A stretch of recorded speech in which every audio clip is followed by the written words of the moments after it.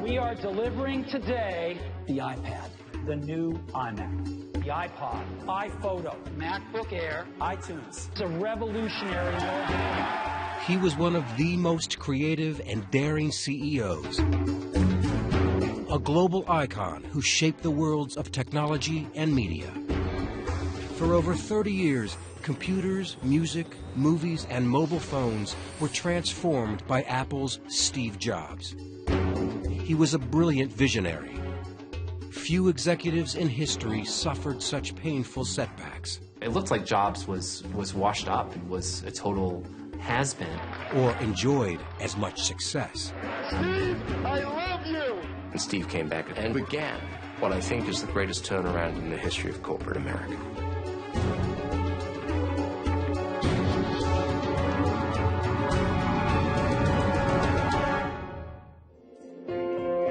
A very remarkable man, extremely smart, a spellbinding, mesmerizing leader of people. Jobs went from having nearly blown this amazing fortune and bankrupted himself to rising as a billionaire with a brilliant future. Steve Jobs was a true son of Silicon Valley. Born in 1955 in San Francisco, he was raised in its freewheeling culture of experimentation and innovation. Alan Deutschman is an author who has written extensively about Jobs and Apple. Steve Jobs, from going back to when he was a teenager, was very influenced by the 1960s, 1970s counterculture. You know, he loved the Beatles, he loved Bob Dylan. He enrolled in Oregon's Reed College, but dropped out to travel after just one semester. Robert X. Cringely was Apple Computer employee number 12. When I met him, he was, I think, 19 years old. He had hair down to his waist, and he only ate fruit. And he was, clearly a hippie. When Jobs returned to his childhood home in California, he became interested in what was then an entirely new concept, the personal computer. He joined meetings of the Homebrew Computer Club with a man who would become his partner in founding Apple Computer, Steve Wozniak. People are getting up, these computers are going to revolutionize life. And I felt like, oh my God, I'm a part of this huge revolution that we're talking about. Everybody's going to have a computer in the home, and nobody in the outside world believes us. Projects that I would design and build, very frequently Steve would say he knew how to sell it. Jobs and Wozniak took time off their day jobs to set up shop in the family garage in Los Altos. We didn't have a telephone to phone the computer stores in the garage. That was in Steve's bedroom. The team's first computer, the Apple I. As the tech industry in Silicon Valley took off, Jobs saw opportunity. The penalty for failure for going and trying to start a company in this valley is non-existent. There really isn't a penalty for failure either psychologically or economically, in the sense that if you have a good idea and you go out to start your own company, even if you fail, you're generally considered worth more to the company you left because you've gained all this valuable experience in many disciplines. To bring their ideas to life, the Apple team needed capital. Jobs convinced angel investor Mike Markkula to invest around $90,000 and a line of credit in the fledgling company. It was exactly what they needed to create their new computer, the Apple II. What was revolutionary about the Apple II was its use of color, the fact it had a built-in keyboard, and it was the first one to look like a consumer device. And so it was a huge success. It was an astounding success right from the beginning. Steve came to me one day and he said, you realize our stock is worth more than our parents have made in their lifetime. I was stunned. What the heck? How can you have so much? And then 6 months later, you have 10 times more. They were the stars of Silicon Valley and the cover boys for a new industry. Michael Moritz is a former Time magazine reporter and a legendary Silicon Valley venture capitalist. There's always that sense of anxiety and tension associated with the question, how can we possibly follow this?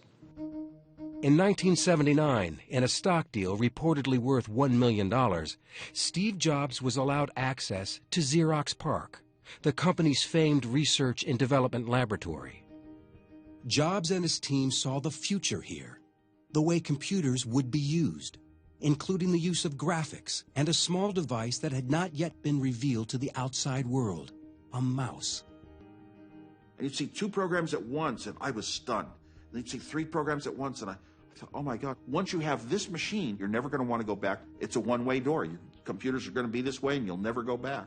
Leander Caney is the editor of the blog Cult of Mac and the author of the book Inside Steve's Brain. Xerox had invented the entire paradigm of modern computing, but they had no idea what they were sitting on. But Jobs did. He wanted to bring the graphical user interface to Apple Computer. But first, he had to deal with a power shift going on inside Apple. The Apple board of directors wanted an experienced executive to be president of the company. Jobs interviewed dozens of candidates before he focused on someone from outside the tech world, Pepsi CEO John Sculley. Steve, in those days, he had long black hair and very piercing palmetto berry eyes. He looked down at his running shoes, and then he looked up at me, and he said, do you want to sell sugar water for the rest of your life, or do you want to come with me and change the world? And it was like someone just knocked the wind out of my stomach. A few weeks later, I was working at Apple. For Apple Computer to thrive, they also needed another successful product. Jobs thought he had it in a powerful business computer called the Lisa. But the Apple board of directors refused to give him the project. Jobs threw himself into another project, the Macintosh. He felt this would break open the market. Or rather, to characterize Steve's brain properly, or rather, the market ought to break open, if the market had any sense. He set up shop in an outlying building in the Apple complex, and his intense drive began to take its toll on the Mac team. People would bring him work to look at. It would be 1 o'clock in the morning. Sometimes Steve said, I'm not even going to look at it. And they, well, Steve, I've worked on this thing for 25 hours. And he said, I know, but it's not good enough. Go back and work on it some more. Some of them just wound up just quitting in disgust. Some of them wound up saying they'd never work for Steve again. They just couldn't. When the exhausted team finished, they had a revolutionary new computer. Many of us have been working on Macintosh for over 2 years now, and it has turned out insanely great. Guy Kawasaki was the software evangelist on the original Mac. Like 60 seconds after I saw the demo of Macintosh, it was so cool. Angel started to sing. I mean, it was a beautiful experience. This was supposed to be the computer that tamed the complexity of everything associated with the world of computing to make it available, as Steve would say, for mere mortals. Today we celebrate. With his intuitive marketing sense, Jobs unveiled the Mac with a spellbinding commercial aimed at IBM, the leader in computers. It aired nationally only once, on Super Bowl Sunday in January of 1984. But the impact was explosive. We estimated we got $45 million of free publicity of it being run over and over again by television networks all over the world because no one had ever seen a commercial like this before. But the excitement surrounding the Mac launch didn't translate into sales, and Jobs' standing at Apple became the big question. He ran amok at Apple. He cost the company a lot of money. So Steve was considered to be wasteful. He was considered to be self-indulgent. He was the largest shareholder, but also a kind of a brat. The thinking was, well, Macintosh had not penetrated business. We need a more mature leadership, some adult supervision to run the company.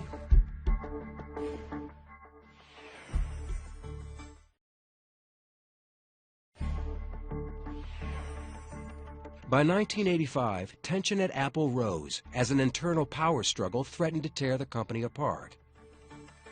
I said, Steve, we're a public company, and I have to tell the board where we are in terms of inventory, in terms of sales performance, and we're in trouble. When he had reached the point where he identified Sculley as a rival, he decided he had to take Sculley out. And much to Steve's surprise, the board sided with Sculley. The knee-jerk reaction of conventional people is to elbow what they see as disruptive forces aside. And Steve, the co-founder of Apple, was unchivalrously ushered to the exit. Being fired almost destroyed him. They threw him out of his own company.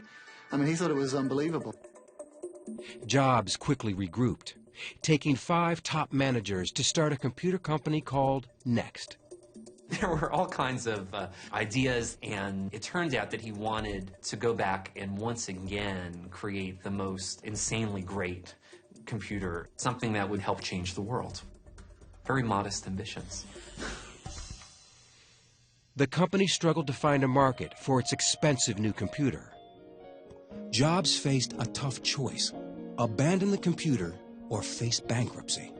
It was a big deal when they realized that very few people were buying their hardware, but it turned out that their software was just breathtaking. The decision? Ditch the highly designed computer and focus instead on selling what makes it run, the company's elegant operating system. I think that period during which he wandered in the wilderness was a period full of adversity. And I think people come back from adversity. If they can return from adversity, they come back harder, sharper, and far more geared for battle.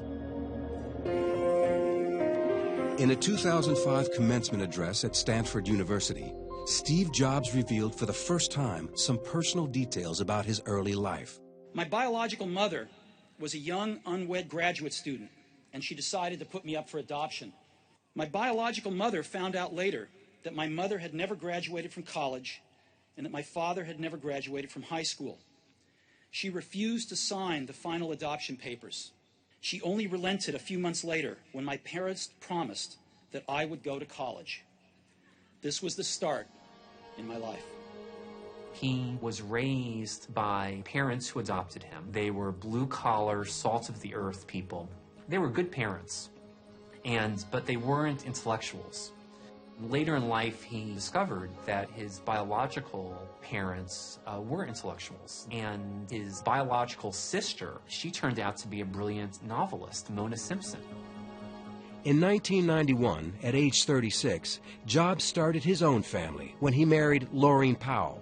They had 3 children in addition to his daughter from a previous relationship. Jobs called these years after Apple his most creative and personally fulfilling. His professional life was also changing dramatically. Right after his ouster from Apple, Jobs bought a company from Lucasfilms that would become a household name. This little animation company called Pixar. He hired John Lasseter, an animator from Disney. Their goal was to create fully computer-animated feature films, and Hollywood was interested. Pixar made a deal with Disney to work together to make Toy Story. I actually had made the deal with him at the time. He came into the movie business. His instincts were impeccable. Put his money up, his own personal money. He was on the line. In 1995, Jobs' investment in Pixar was about to pay off in a big way. I am Buzz Lightyear. I come in peace. Oh, I'm so glad you're not a dinosaur! Toy Story, Pixar's first feature film, was a blockbuster and became 1995's highest-grossing U.S. movie. Pixar really created probably the most successful genre in the movie business today, which is CG animation. When Pixar went public, Steve Jobs became a billionaire.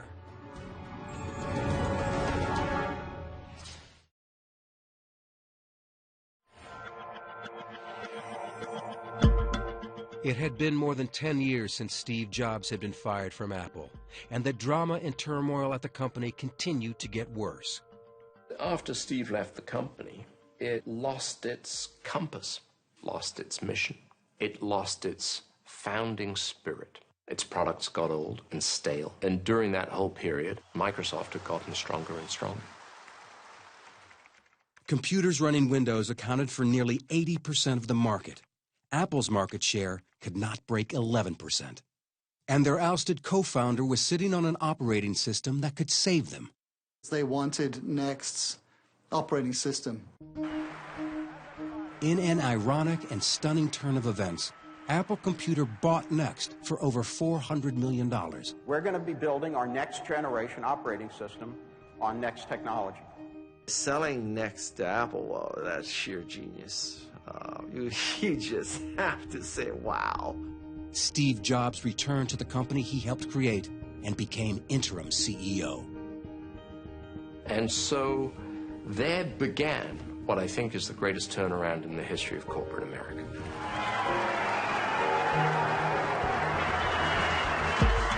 It was his finest hour, really, and he hauled ass and brought things back together again around a cohesive vision because he came in as the rainmaker.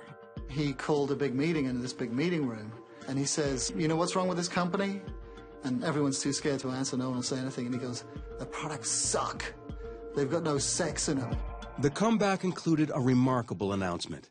Bill Gates, who had long been considered Jobs' main rival, would invest in Apple Computer.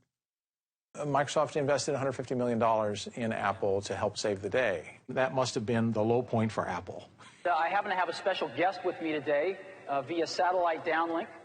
And if we could get him up on the stage right now. Good morning. We're very excited about the new release we're building. This is called Mac Office 98. Once back at Apple, Jobs' characteristic flair for marketing came back in full force. Ken Siegel worked with Jobs on a breakthrough advertising campaign that defined their new direction. Here's to the crazy ones, the misfits, the rebels, the troublemakers, the round pegs in the square holes. Think Different became the line that launched Apple's rebirth. Steve was aware of every detail. I mean, literally every word, every image. One of the reasons why I thought the words were so perfect is I think you literally could have hung a sign that said Think Different in the garage when Wozniak and Jobs created their company. It would have been appropriate then, as it is today. But the company was still in trouble and needed a hit. It found it in a redesign of the bulky beige box. There was a kind of a gasp from around the room because keep in mind that no computer had ever looked anything like that. It was transparent. You could see the guts of it. It looked like it came out of the Jetsons or something. The iMac was an astounding success. The thing was the biggest selling computer of all time, 6 million units sold, and it really sort of set the stage for Apple's comeback. If that hadn't been a hit, Apple and Steve Jobs would be history. It gave them enough money and enough momentum, to start coming out with other products. Soon after, he saw the future, and it was not a personal computer. This is the best thing I think we've ever done. In October 2001, Jobs unveiled something that even for Apple was groundbreaking. The iPod went from concept to market in about 8 months. But the iPod itself was only one part of a much bigger plan. I think the genius of the iPod was iTunes, not iPod. Jobs was going after a music business under siege by piracy and file sharing. Larry Kenswell and other music executives were called up to Apple's Cupertino offices to negotiate terms that would define the future of the music industry. The negotiation was classic Steve Jobs. He simply said, if I can't sell it for 99 cents on my store, I am not selling it. That's it. No discussion. In business, you're used to a lot of give and take. That's not Apple's way. Apple's way is they get what they want. When iTunes became available on Windows as well as Macs, the music industry realized just who had a gold record. A complete monopoly at retail online. Both Apple and the music business have come out ahead because of Apple's entry. But Apple has made a whole lot more money because they're selling hardware for hundreds of dollars, and the music business is selling 99-cent products. Over 350 million iPods have been sold since its release in October of 2001. The company's product launches became huge events. Anticipation and speculation grew to a fever pitch with every new product. Good morning and welcome to Macworld. We've got a lot of great stuff for you today. We went into the holiday quarter with the best lineup of music players on the planet. We believe that the personal computer is undergoing a rapid evolution to be the center of our digital lives, and we have never been more excited about this stuff. Jobs' signature approach is known as the reality distortion field. The reality distortion field is where he says, and it only costs $1,800, and people applaud. And when they get home, they say, yeah, but the computer that I have now costs $900. Why is it good that it only costs $1,800? And worse still, why did I buy one on the way out? You're not talking about numbers. You're not talking about, anything rational. You're talking about emotion. In the summer of 2004, Apple Computer was thriving, but its leader was not. Jobs revealed in an employee email that he had been diagnosed with what he said was a treatable form of pancreatic cancer. He wrote that he underwent successful surgery for the deadly disease and expected a full recovery.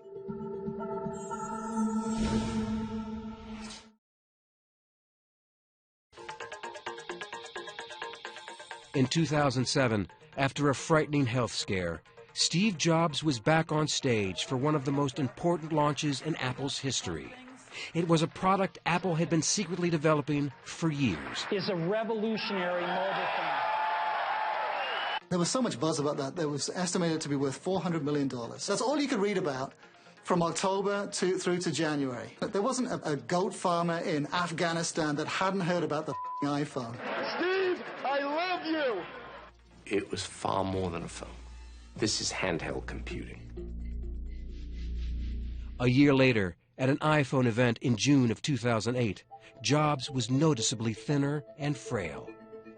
Speculation spread that the cancer he was treated for 4 years earlier had returned. Jobs jokingly shrugged off the rumors. But after missing his first Macworld since his return, he finally disclosed that his health problems were more complex and announced a medical leave of absence. Day-to-day operations were turned over to Apple's chief operating officer, Tim Cook. After a liver transplant in September 2009, Jobs returned in his trademark outfit to his familiar mark on stage. So I now have the liver of a mid-20s person who died in a car crash and was generous enough to donate their organs. And I wouldn't be here without such generosity. I'm vertical. I'm back at Apple, loving every day of it. The next year, he revealed yet another extraordinary device with his typically less than subtle script. It's phenomenal, fantastic. It's the best device I've ever seen, and we'd like to show it to you today for the first time. And we call it the iPad. It was another giant success for Jobs, but the celebration was short-lived. In January 2011, with Apple surging to all-time highs, Steve Jobs announced his third and final medical leave. He finally encountered a foe he could not outrun. True to form, Jobs had anticipated this moment at Stanford in 2005, in what some now consider one of the best commencement addresses of all time. Don't let the noise of others' opinions drown out your own inner voice. And most important, have the courage to follow your heart and intuition. They somehow already know what you truly want to become. Everything else is secondary. Ever a child of the 60s, he signed off with words from a favorite source, the Whole Earth Catalog.